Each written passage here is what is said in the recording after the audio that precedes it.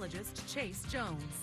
Well, it was hot, but a beautiful day, seeing some strong evaporation around the afternoon. Then some impressive thunderstorms made their way through, and there's still a little bit on the horizon, but we're going to see how quickly we drop into those upper 60s, if not cooler than that, but cooler air is on the way by next week, somewhere in those lower 90s, if not upper 80s. Temperatures over the last 24 hours, all the way down into those upper 60s. A good 30-degree run up into those upper 90s, stopping just shy of those triple digits, and we're already back down into those upper 70s, only about 10 more degrees to go. We'll see if we get cooler than that. A 79 in San Angelo. Everybody else in a combination of those mid to lower 70s across the entire area. I'm always looking for 10 degrees, but you can see some of those cooler spots across the entire area. 72 in Sonora, 78 up there in Sterling City, 83 in Robert Lee. So there's our 10 degrees across the entire area for a beautiful Tuesday night. I can't believe we're halfway through the week. I usually try to keep track of these things, but I feel like the days are just getting by faster. Maybe I'm just having a better time. Dew points in those 60s and those 70s, while humidity indices also in those 70s,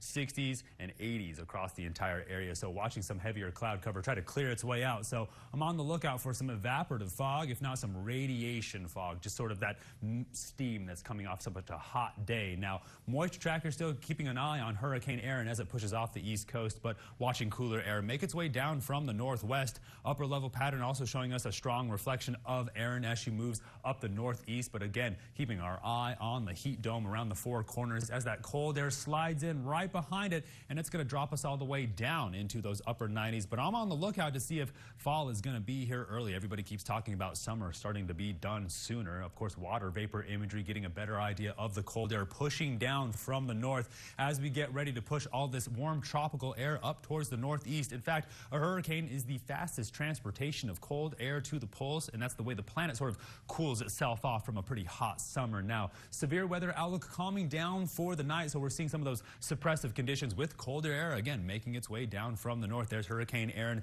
near the bottom of your screen, but we're really just focusing on Texas right now, getting a better idea of some of that cloud cover making its way down from Haley's area in the Panhandle. We always love to hear from her. Wish she would come back, but don't bring any of that severe weather with you. Of course, watching the radar as it pushes out towards the western side of the Concho Valley, but the Futurecast is doing a pretty good job right now as we're on the lookout for some early rain shower activity, not some low cloud cover by the afternoon. Here comes another good wave that we'll hold on to well into another beautiful Wednesday evening, halfway through the week. But we're really just on the countdown towards Labor Day, if not another beautiful weekend as things continue to gradually cool off. Now, the mid-90s are all right, but you saw about 2 years ago we were somewhere in those triple digits, around 110 degrees. So a stretch of record-setting weather. I try not to repeat myself, but here we go. Tonight, all the way back down into those upper 60s. On the lookout for some light rain. Then tomorrow, a good run at those mid-90s, and then again on the lookout for some of that light rain. So we are in that afternoon thunderstorm pattern. Was talking with Zach before the show about how these storms form.